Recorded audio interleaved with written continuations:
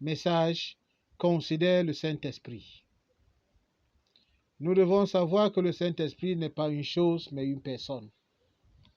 Un humain et occupe la 3e position dans le commandement. Le Saint-Esprit a la volonté. Nous le voyons dans 1 Corinthiens chapitre 12, verset 11.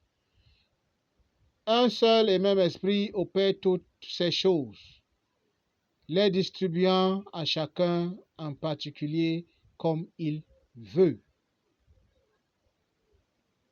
N'oublions pas que le Saint-Esprit a des sentiments. Il peut ressentir quelque chose de bon comme quelque chose de mauvais. Éphésiens chapitre 4, verset 30. N'attristez pas le Saint-Esprit de Dieu, par lequel vous avez été scellés pour le jour de la rédemption. Lorsque votre parent, ou alors vos parents, vos frères vous heurtent, vous vous sentez attristé. C'est la même chose avec le Saint-Esprit. Lorsque nous le négligeons dans nos prières, dans nos combats, lorsque nous commettons des péchés qui ne sont pas acceptés par les commandements de Dieu, nous attristons le Saint-Esprit, nous attristons la Trinité. N'oublions pas que le Saint-Esprit a une voix. Actes chapitre 8, verset 29. L'Esprit dit à Philippe, avance et approche-toi de ce char. Bien-aimé, notre valeureux Saint-Esprit a le pouvoir de la volonté de ressentir quelque chose et de parler.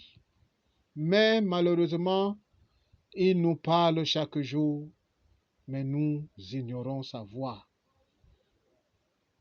Lorsque tu te retrouves perdu en train d'admirer la belle jupe de ta voisine, cette voix douce te dit, mon fils, attention, c'est une viande empoisonnée.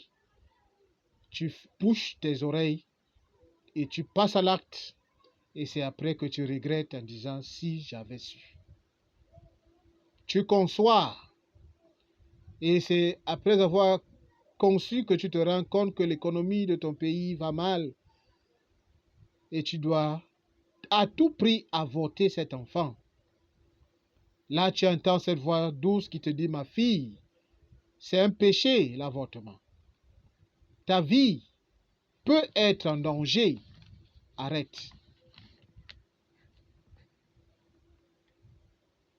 Lorsque tu rends visite à ce marabout, ce féticheur pour prendre des fétiches pour tuer ton frère, ta soeur, etc., tu entends le Saint-Esprit qui te dit non, cette vie ne t'appartient pas, cette vie nous appartient. Mais tu t'obstines, autant pour moi, et tu tues sans rien recevoir, sans aucun bénéfice. Bien-aimés, nous devons apprendre à comprendre, à écouter la voix du Saint-Esprit, cette voix douce, cette voix précieuse.